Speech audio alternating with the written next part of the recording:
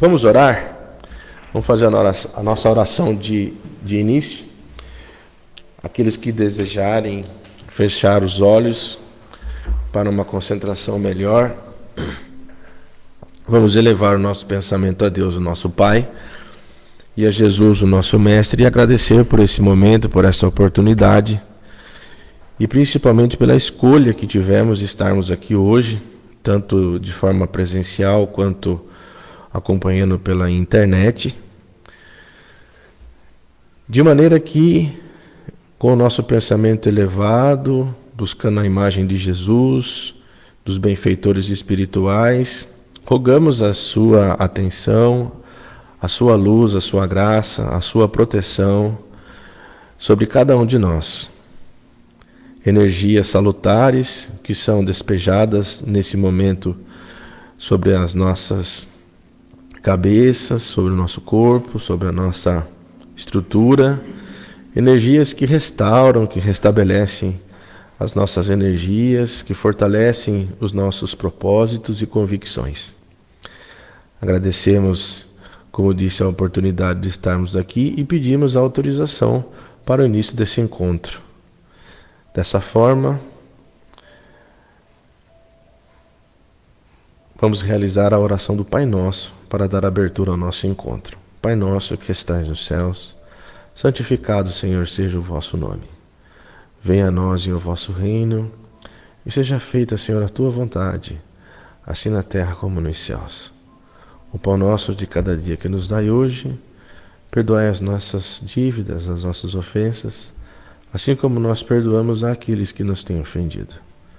Não nos deixeis, Senhor, cairmos em tentações. Livra-nos, Senhor, de todos os males. Hoje, amanhã e sempre, pois teu, Senhor, é todo o poder, o reino e a glória. Que assim seja. Muito bem. Vamos iniciar o nosso encontro da noite. Temos aqui alguns minutos para passar o recado. Hoje temos um assunto interessante, um assunto de certa forma até polêmico, e vocês vão tirar as suas conclusões. O benfeitor Emmanuel, nesse livro, que o livro que nós estamos estudando, são 2 livros, se não me engano, agora nas sequências dos encontros, o que me foi dado a oportunidade do estudo para dividir as minhas reflexões com todos vocês, é o capítulo 151 do livro Fonte Viva. Qual é o título? Maledicência. Estudando, dando uma apreciada no livro, tal, eu fiquei me perguntando, por que Emmanuel? Porque nada é por acaso, Esses benfeitores, eles têm uma estratégia de didática para explicar, para mostrar, para apreciar e para nos ensinar. E eu imagino, penso eu, cá comigo, e tenho até uma certa convicção nisso, que não por acaso esse tema ficou na parte final do livro, porque é um tema que recruta da gente um esforço para entender. E vocês vão tirar as suas conclusões na medida que nós estamos aqui fazendo a exposição. Antes da gente começar o nosso encontro mesmo, eu tenho sempre iniciado, e as pessoas têm até me mandado mensagens, que realmente faz uma diferença quando eu digo que esses encontros não são encontros aleatórios. São encontros que são, além da questão espiritual, além dos ensinamentos, além das questões educacionais, podemos assim dizer, tem uma questão terapêutica. Então, é oportuno dizer o seguinte: se você tem algum problema, se você tem alguma situação, se você está com alguma questão aí que está te causando um certo transtorno, uma tensão, mentaliza, digamos assim, o problema, porque a espiritualidade, nesse momento, nesse encontro, faz uma leitura das nossas mentes e providencia, digamos assim, encaminha intuições para que você encontre as soluções. Lógico que existem as questões do merecimento, existem as questões que envolvem o karma, como nós sabemos, mas tenho recebido mensagens de pessoas que dizem, olha, realmente, quando você falou, eu pensei, meditei e fiquei focado, e aí, como que um passe de mágica, a gente sabe que não é assim, veio a solução, me sopraram uma intuição, e eu fiquei muito feliz por conta de ter entrado dentro daquela atmosfera que você sugeriu. E já aproveitamos também para desejar que, como disse, né, todos os problemas, as dores, as enfermidades e as dificuldades em geral possam ser afastadas em favor da nossa paz e da nossa renovação. Esse capítulo 151, ele começa com uma citação do livro de Tiago, que está no versículo 4, capítulo 4, versículo 11. O que diz, então, Tiago? O que Tiago anotou? Diz o seguinte: irmãos, não faleis mal uns dos outros. Quem fala mal de um irmão, fala mal da lei e julga a lei. E se tu julgas a lei, já não és observador da lei, mas então tu és juiz. Muito bem, eu disse aqui alguns instantes atrás que não é por acaso, no meu entendimento, que Emmanuel escolheu a parte final do livro para falar desse tema, porque é um tema que vai nos trazer, assim, vai nos provocar situações onde você vai pensar assim, pô, e agora, o que eu faço com essa informação? Por quê? Vamos lá, né? Vamos direto para o ponto. À medida que eu fui fazendo a leitura e reli de novo para poder juntar informações para trazer aqui e dividir com vocês, eu fiquei um pouco constrangido, porque eu falei, será que eu me qualifico para passar essa informação? Porque maledicência é uma coisa, né? Quem de nós já não se pegou em conversas, em circunstâncias onde o papo, aonde o assunto não é um assunto nobre? Quem de nós? De repente, ainda hoje. E por incrível que possa parecer, nesse exato momento, agora, pode alguém estar pensando em nós.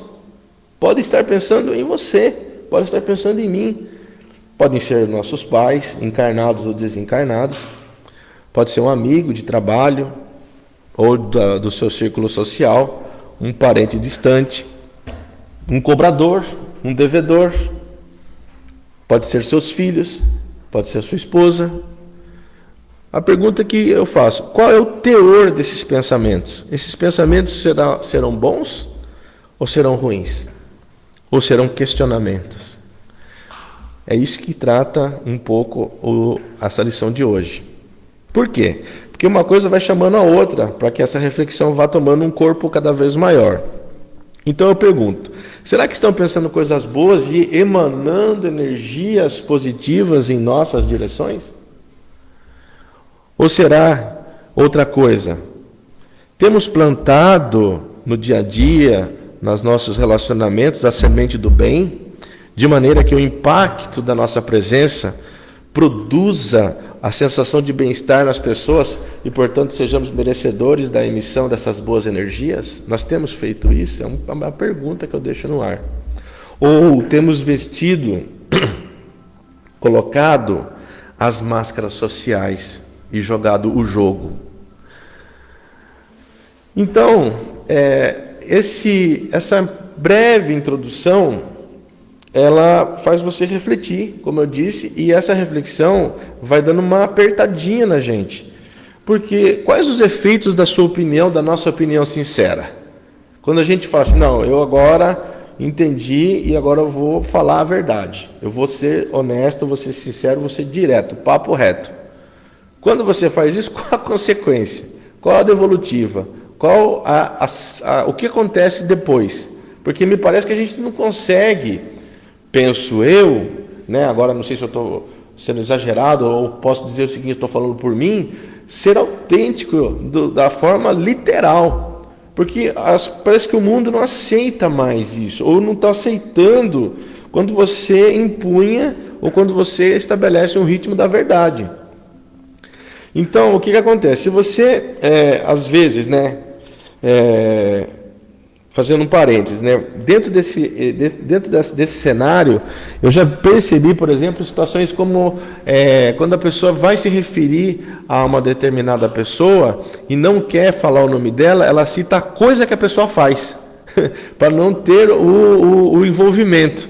Ó, tal coisa que a pessoa faz, ou, por exemplo, a pessoa é muito boa em determinada tarefa, e ela cita a tarefa, ela abstém de citar a pessoa, ela não fala da criatura. Isso envolve todas essas questões que nós estamos querendo dar o brilho, o sentido da questão da maledicência. Vocês já vão entender já com mais profundidade. Eu conheço, talvez vocês também, pessoas que têm temperamento difícil, pessoas que é difícil de lidar. E por que essas pessoas são difíceis de lidar? Porque elas são más? Porque elas são sinceras? Porque elas são... Tem outros escrúpulos? Não. São pessoas que entendem as coisas de uma forma mais assim, pura. Eu conheço uma pessoa, por exemplo, muito próxima da minha família, que não é convidada para eventos, não é convidada para festa, não é convidada para nada, porque ela no entendimento da sociedade, ela é muito dura. Ela fala as coisas que machucam. E eu, honestamente, quando converso com a pessoa, eu não sinto que ela faz isso. Eu sinto que ela fala aquilo que as outras pessoas não têm coragem de falar. E aí o que acontece? É uma inversão. Quer dizer, que o que a pessoa fala, eu não estou falando de ser agressivo, não estamos falando de ser mal educado, não estamos falando de ultrapassar as questões sociais e ser inconveniente. Eu estou falando de sim ou não, ser direto no assunto. E as pessoas não querem essa coisa do direto. É melhor você rodear, é melhor você florear, é melhor você dizer... E o português ajuda bastante, porque o português tem nos traz uma capacidade de você falar coisas que tem duplo sentido, que tem outras conotações que talvez outros idiomas não tenham. Então essas pessoas, elas meio que sofrem, porque elas estão sendo sinceras. E aí cai na malha daquilo que as pessoas falam o seguinte, falar mal das pessoas, né? Falar mal de fulano, falar mal de ciclano. Então tem uma rodinha, está conversando. Nós, enquanto espíritas, vamos se aproximando da rodinha. Às vezes familiar, às vezes não. O que acontece? Está acontecendo ali uma situação. Estão falando de alguém. E esse alguém você conhece. E aí a pessoa se direciona para você. E aí, concorda ou não concorda? É ou não é? Aí como é que você faz? Se você fala que você concorda, você invalida aquilo que você acredita. Se você se abstém, você cai na mesma malha. Se você fica em cima do muro, a pessoa pode falar sim ou não. Então, na prática mesmo, é difícil de você ter essa postura e ser bem interpretada, ser aceita. Claro que existe um roteiro para isso. Justamente esse é o teor do capítulo 151. Então, para deixar isso melhor, mais fácil da gente começar a ter aí a verdadeira noção daquilo que eu estou aqui fazendo essa introdução um pouco mais alongada, então vamos dizer o seguinte, digamos que fazer um exercício, se a criatura chega e começa a tecer comentários negativos sobre determinada pessoa, qual a nossa reação? Primeiro, você repreende a pessoa? A gente tem coragem de fazer isso? Ó, fulano, baixa a bola aí, pega leve, porque isso aí que você está falando aí é complicado. A gente não tem coragem de fazer isso. A gente escuta, fica um pouco constrangido e sai um pouco de lado. Ou você continua o assunto, dá asa para que aquilo tome uma outra proporção. Como que a gente faz na prática? Como que é na prática mesmo? Porque Emmanuel, nesse capítulo, e eu reparei bem para poder dividir essa informação com vocês, geralmente o benfeitor, ele faz a ilustração, começa a introdução do capítulo e dá uma fórmula. Nesse não tem uma fórmula definida, porque é mais uma admoestação, é um presta atenção, ele está puxando a orelha, vamos dizer assim. Porque ele falou assim, olha, cuidado com a sua boca. Cuidado com o que você fala, porque às vezes a gente fala as coisas que prejudicam as pessoas. Mesmo que você possa ser sutil, discreto, elegante, falar das outras pessoas não é conveniente. No resumo mesmo, é isso que ele está querendo dizer. Mas na prática, a gente se deixa levar pelas circunstâncias. Porque tudo hoje é delicado. Você liga uma televisão, você vê situações que você fala, nossa, como que permite falar isso? Então está a céu aberto. Aquilo que antes tinha um certo pudor, hoje já não se tem mais. Isso na internet, isso nas redes sociais, isso em tudo quanto que é lugar. Então a gente devagarzinho vai ficando mergulhado numa situação que parece que tudo pode. Tudo está permitido, tem permissão, tem uma licença moral aí autorizada. E não é assim. E nesse capítulo, que é muito interessante, Emmanuel fala o seguinte, olha, esses posicionamentos, né, de falar, porque ele diz assim, logo na primeira frase, olha, nem tudo são flores. As conversas, às vezes, precisam ser um pouquinho mais firme, precisam ser um pouquinho mais dura, precisa ser um pouquinho mais olho no olho. E isso a gente está perdendo. Digamos assim, de uns tempos para cá, a gente tem evitado esse confronto. É isso que dá a impressão que é o presta atenção dele. Porque se você for, como eu disse, autêntico, sincero e honesto, nas palavras de hoje as pessoas te cancelam. Né? Aí você fala, não chama fulano não, já exclui, já dá um delete, bloqueia, tem uma série de coisas. Aí você vai se sentir excluído. Aí você fala assim, nossa, eu não faço mais parte do clube, né, da maledicência, né, vamos assim dizer. E aí você vai ficando isolado num mundo onde parece que o fazer o certo se tornou errado. E aí, como que faz? Né? Como que faz? Não, agora já entendi, vou empunhar aqui o Evangelho de Jesus, vou bater firme e já vou começar já com a minha família. Mandou um WhatsApp errado aqui no grupo da família, eu já pronto, você é o primeiro que é cortado. Já começa na família, já, se não der nenhum passo, já começa a tomar um tranco. Mas então o que fazer? Né? Essa é a coisa, porque isso, Emmanuel deixa claro, olha, essas circunstâncias que começam pequenininhas, sutis, e vão crescendo e geram constrangimento, caminha para a mágoa e caminha para o ressentimento, porque quando a gente fica sabendo que nosso nome, a nossa reputação, ela está ali sendo discutida, sem que talvez aquilo possa ter um mínimo de verdade, a gente faz o quê? A gente fica magoado. Nós nos magoamos. A gente fala assim, não esperava isso dessas pessoas. Mas a gente, em outro contexto, talvez estivesse fazendo os mesmos apontamentos, as mesmas considerações. Então, como que é a boa medida? Qual é a boa medida? Qual é a forma de lidar com isso? Temos algumas situações aqui. Emmanuel diz o seguinte, se isso não tem uma interrupção, não tem um bloqueio, não tem um racional por trás, ela vai para mágoa e ressentimento. E a mágoa e o ressentimento vão adoecer a pessoa. Então aí ele fala o seguinte, é um alerta para as doenças físicas, mentais e espirituais. E nós estamos presenciando, quem frequenta as reuniões mediúnicas, como eu disse, né, temos aqui nos recados, né, os atendimentos fraternos, muitos episódios assim. Pessoas que nos procuram encarnadas, né, nos atendimentos fraternos, ressentidas, magoadas, justamente por conta de reflexos dessas maledicências. Porque ficaram coisas mal resolvidas, ficaram coisas mal explicadas, ficaram coisas que não são convenientes e tomaram proporções que o pedido de desculpa não foi eficiente, ou sequer teve um pedido de desculpa, ou não teve um perdão. Porque o que faz a diferença é o exemplo. A gente precisa dar o exemplo. É isso que é o convite de Emmanuel. Olha, você que está lendo esse capítulo, e agora nós que estamos aqui discutindo ele, qual que é o nosso posicionamento? Não agredir e dar o exemplo. Então, é uma postura de alerta. Entrou num lugar, está acontecendo um assunto, está havendo um diz que tem uma situação onde possa levar um constrangimento, abstenha-se. Dá um passo para trás. Não precisa caminhar na direção e se posicionar dessa forma. Essa é a orientação que ele dá, digamos assim, sutil, dentro daquilo que é a postura do benfeitor Emmanuel.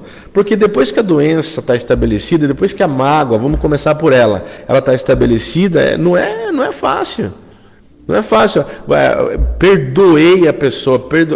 Primeiro que não é fácil perdoar, não é simples. O exercício do perdão. E segundo que quando você está dentro desse cenário que você é a vítima, claro que não existe isso, mas vamos ilustrar para que tenhamos uma ideia, não é de um dia para o outro. Nós temos aqui nas reuniões mediúnicas episódios que a pessoa passou vidas ressentida, magoada, por conta de maledicência. Porque uma coisa, Khalil Gibran dizia o seguinte, toma cuidado com a sua boca, porque depois que sai não volta. E começa no pensamento.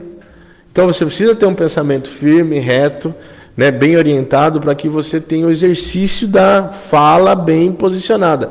É fácil de fazer isso? Não, é treinando. É treinando. Então a gente tem que, ele diz assim, observa as suas ações, observa as suas palavras, observa os seus atos. A gente não faz isso de forma consciente, a gente faz no automático. E tem coisa que a gente fala assim, nossa, falei coisa que não devia ter falado. Né? Ai, meu Deus do céu, acho que eu ultrapassei os limites. Né? Falei coisa que não deveria ter falado. E a pessoa do outro lado parece que absorve aquilo e não demonstra que ficou magoado, mas lá dentro ficou. Lá dentro falou, nossa senhora, não esperava isso daquela pessoa. E às vezes é uma pessoa que é um parceiro, é um irmão, às vezes é um pai, às vezes é uma mãe, às vezes é um filho. Né? A questão que daí também flerta com a ingratidão e por aí vai. Então, eu entendi assim, que na convivência com as outras pessoas ocorrerão desavenças, porque os atritos da vida é que fazem você crescer. Só que o que acontece? Infelizmente, essas desavenças podem gerar discordâncias, traições, e isso tomar uma proporção maior. As curas das mágoas, dos ressentimentos, passarão pelo processo de depuração natural da vida. E esse processo de depuração natural da vida, que envolve você enfrentar as frustrações, é a que amadurece. Porque quando Emmanuel, em outras literaturas, diz o seguinte, olha, quando você atinge um determinado grau de maturidade e você fala, naturalmente, quando você fala, as pessoas param para te ouvir porque você está revestido da moral. Que moral? A moral que você passou pelo crivo do sofrimento.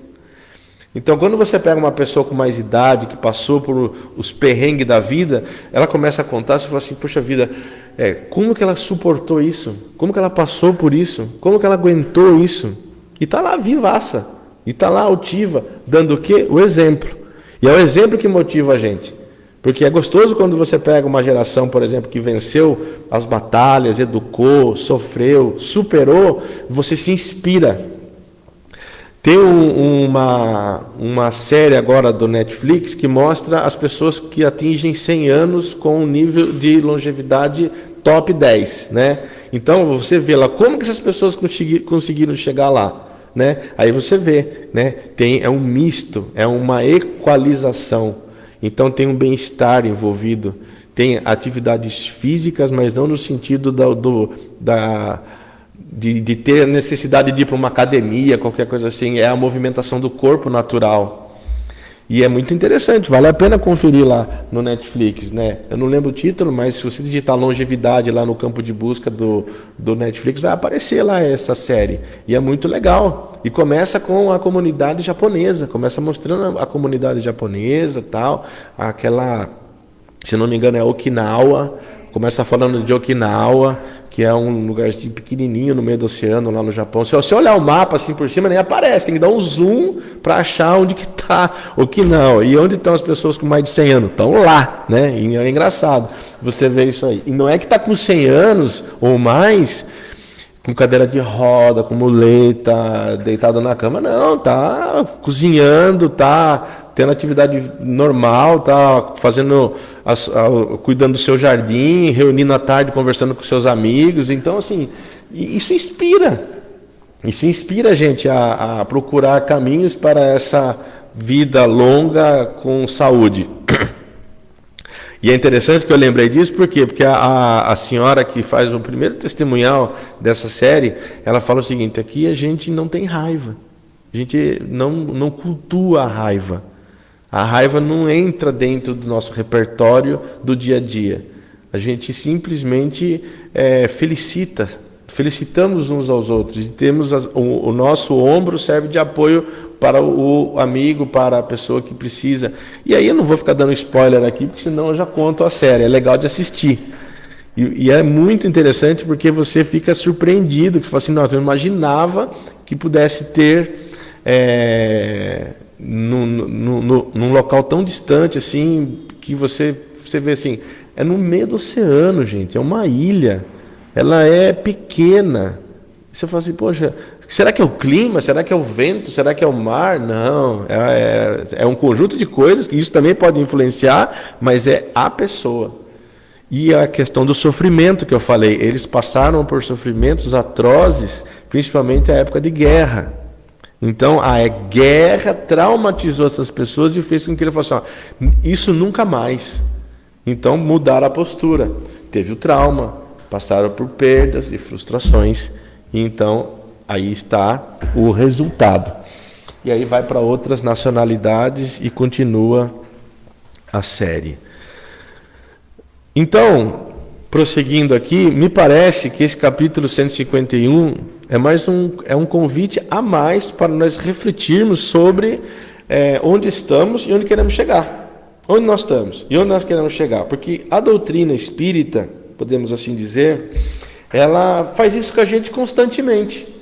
A doutrina espírita, ela tira você da zona de conforto. Porque, veja bem, olha como é que funciona.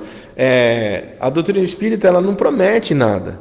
Ela te dá o caminho. Se você ir por esse caminho, você tem chances de melhorar. E essa melhora é de dentro para fora.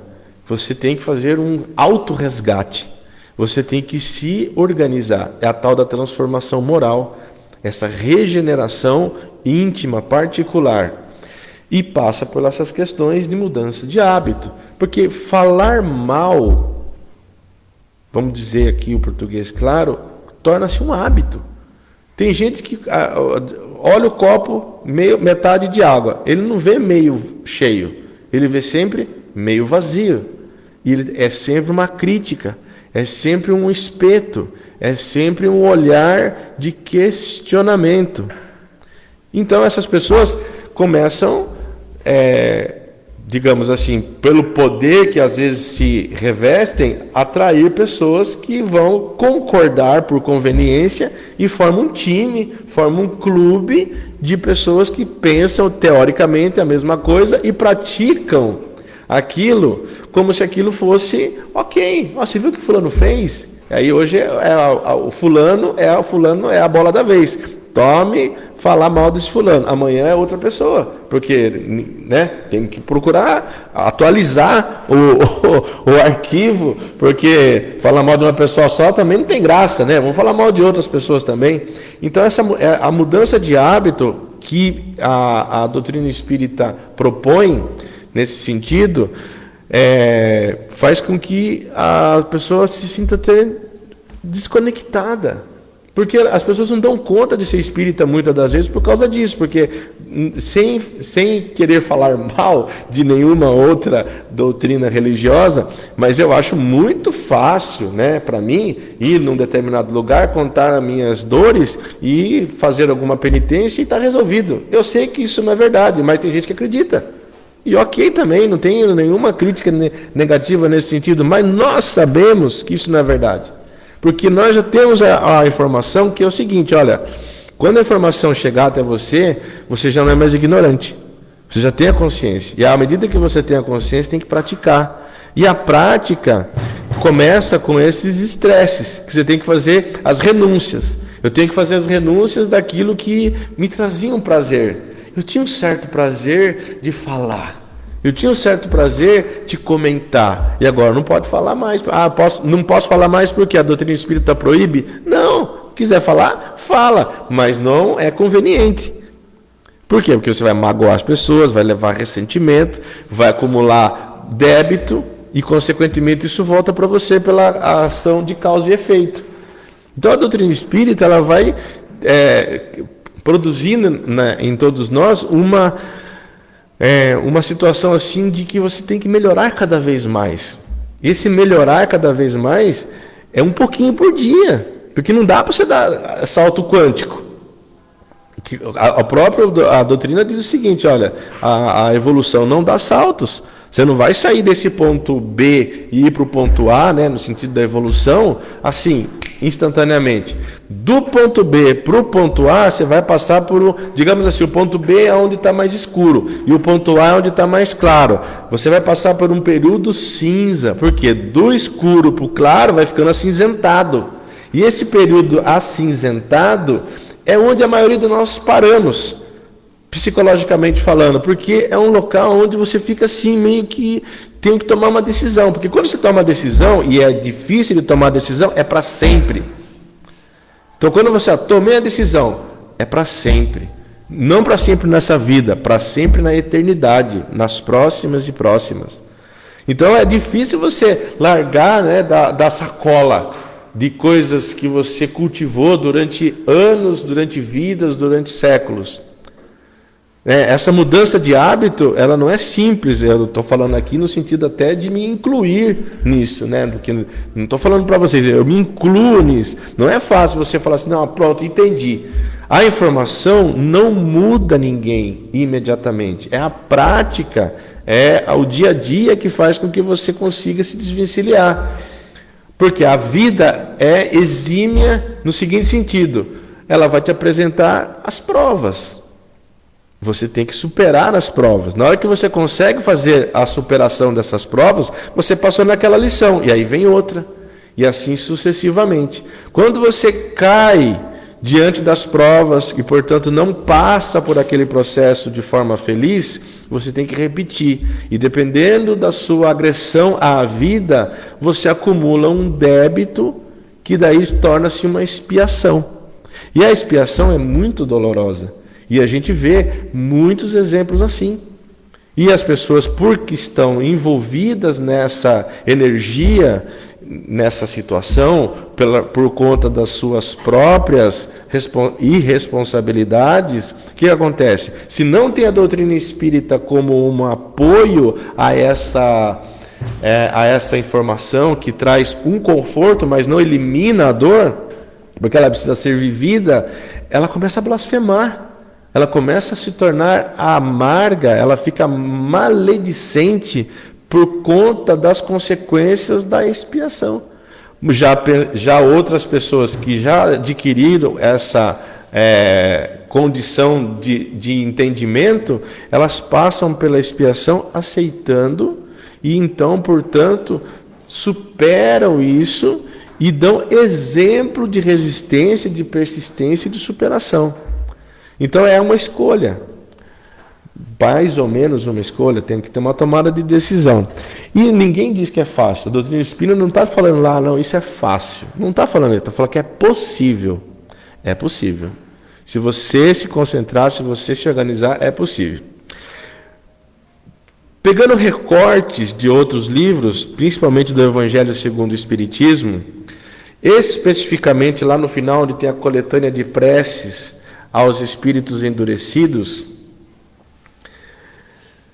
isso está lá no capítulo 18, nesse trecho, antes da apresentação da prece, que lá no final do livro tem uma coletânea de prece. Então, antes da prece, do modelo que é oferecido pelo livro, existe uma introdução, um contexto. Nesse contexto, falando dos espíritos endurecidos, que liga com a questão da maledicência, existem dois tipos de espíritos perversos.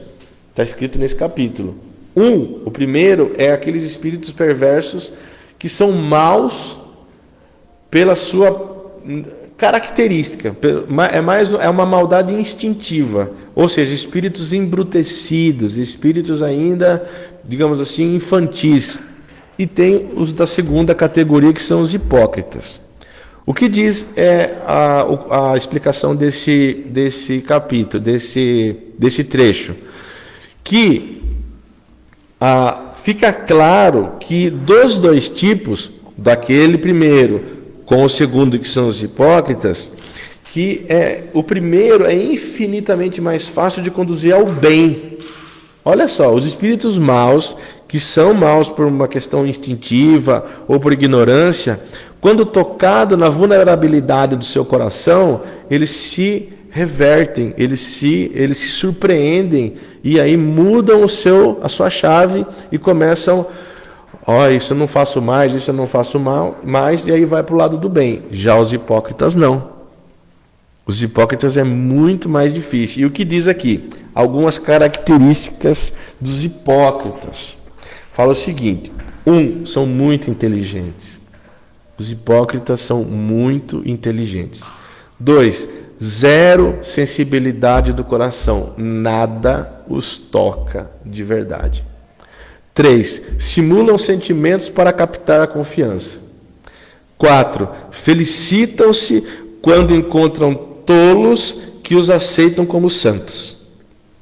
E 5, usam o nome de Deus como máscara para encobrir os seus maldosos. E continua.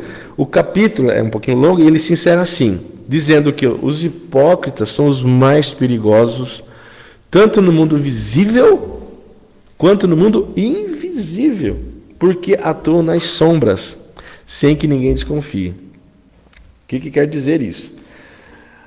Como eu disse, esse capítulo 151 não é, no meu entendimento, depois vocês podem tirar as suas conclusões, um capítulo que Emmanuel, com a sua didática, com a sua habilidade, com a sua doçura, com a sua sutileza, que muitas das vezes nos atinge, ele sempre termina o capítulo dando um roteiro. Então ele traz a contextualização e aí eu falo, faça isso que você vai ser feliz, digamos assim, de forma resumida. Nesse ele não faz. Pode ler lá para você ver, pelo menos eu não interpretei assim. Ele não dá um final assim, ele dá um presta atenção. Então, como ele me tocou nesse sentido, e eu tinha 45 minutos aqui para achar um caminho para falar sobre essas questões da maledicência, eu fui parar aqui nessa parte final do Evangelho segundo o Espiritismo, na parte das preces, que fala com essas questões dos hipócritas. Porque, em uma certa medida, se nós não prestarmos atenção nisso, nós vamos nos tornar hipócritas, porque nós temos o conhecimento, nós temos as habilidades, nós temos as vivências, as circunstâncias, e se nós não nos atentarmos a isso, nós vamos usar todas essas habilidades para nos defender. Por quê? Porque a gente fala assim, não, eu sei do que eu estou falando, eu sei do que eu estou fazendo. Ok, mas que esteja alinhada com as coisas certas, porque senão nós seremos categorizados como hipócritas. E não é gostoso de ouvir isso, eu sei que não. E eu hesitei até, falo isso ou não falo, encerro o encontro com isso ou não. Mas já que o assunto é de maledicência, e aqui a gente precisa se orientar por aquilo que a lição está pedindo, então vai do jeito que eu entendo que tem que ir. Agora, eu entendo também que talvez esteja gerando um super desconforto. Falar, quer dizer então que você está me chamando de hipócrita? Não sou eu. A bula, a receita, está lá no Evangelho segundo o Espiritismo. Eu só estou trazendo aqui, dando uma ilustrada. E para encerrar este encontro, eu vou citar uma frase de Martin Luther King. Ele diz o seguinte, é uma frase famosa dele, que está lá. O que me preocupa não é nem o grito dos corruptos, dos violentos, dos desonestos, dos sem caráter e dos sem ética. O que me preocupa é o silêncio dos bons. Então eu encerro esse encontro com essa frase para a gente refletir e desejo honestamente que em todas as nossas ações, as nossas atitudes, os nossos contatos, a gente tenha a sutileza de usar bem as palavras, de não ferir os sentimentos, de não gerar mágoas e ressentimentos em ninguém, pois que isso pode se transformar em doenças e isso vai ser contabilizado na nossa conta corrente de débito e nós seremos responsáveis por esses transtornos, justamente porque nós não medimos as nossas palavras. Então, assim a gente encerra o nosso encontro. Vou fazer a nossa oração final e agradeço a presença de todos, como de costume. Deixa eu erguer um pouquinho o volume aqui.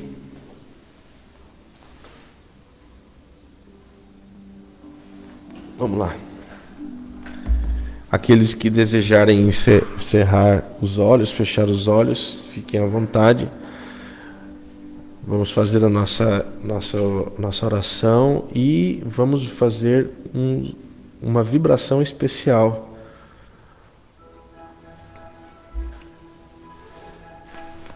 Fazer uma vibração especial para que nós tenhamos o auxílio da espiritualidade, o apoio, o acompanhamento da espiritualidade, para que nos ajude, para que nos ampare, para que nos favoreçam os sentidos através de intuições, através desses mecanismos da espiritualidade para conosco, a fim de que consigamos no dia a dia, no trato com as pessoas, nas nossas tarefas, nas nossas ações, sermos eficientes do ponto de vista espiritual.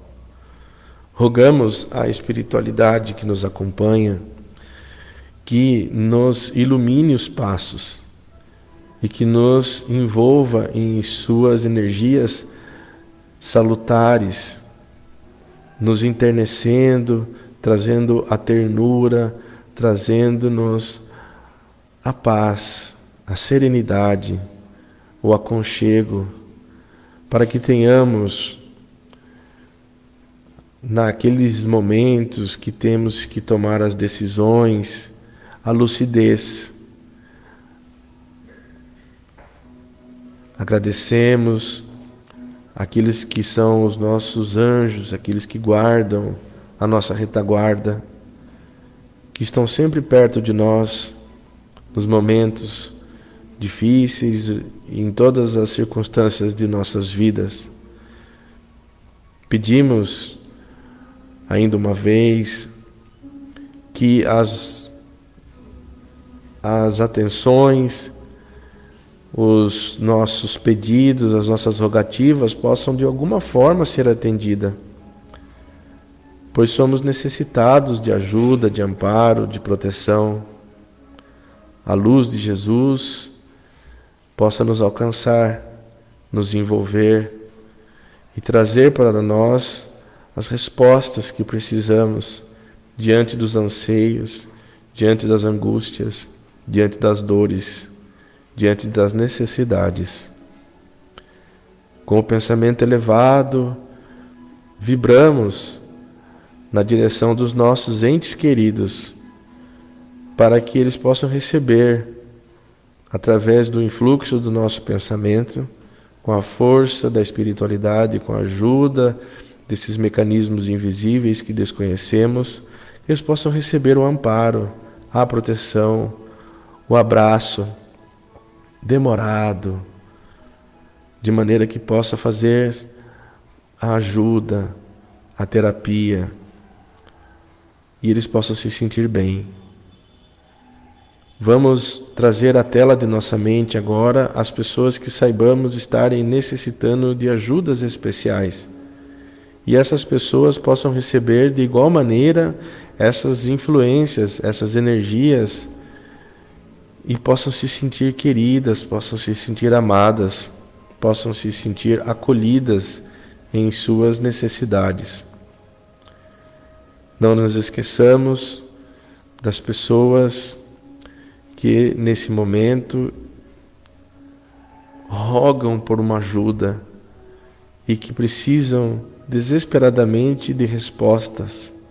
Que Jesus, que os bons espíritos, que as nossas boas vibrações os alcance de alguma forma e favoreçam as soluções que tanto necessitam. Agradecemos a essa casa bendita, a toda a equipe do Dr. Bezerra de Menezes pela acolhida e desejamos continuar firmes e timoratos em nossos propósitos. Assim, pois, agradecidos que estamos, encerramos o nosso encontro com a oração que iniciamos, que é o Pai Nosso. Pai nosso que estais nos céus, santificado, Senhor, seja o vosso nome. Venha a nós o vosso reino e seja feita, Senhor, a tua vontade, assim na terra como nos céus. O pão nosso, Senhor, de cada dia que nos dai hoje, perdoai as nossas dívidas e as nossas ofensas, assim como nós perdoamos àqueles que nos têm ofendido. Não nos deixeis, Senhor, cairmos em tentações. Livrai-nos, Senhor, de todos os males, hoje, amanhã e sempre, pois teu, Senhor, é todo o poder, o reino e a glória. Que assim seja, e graças a Deus.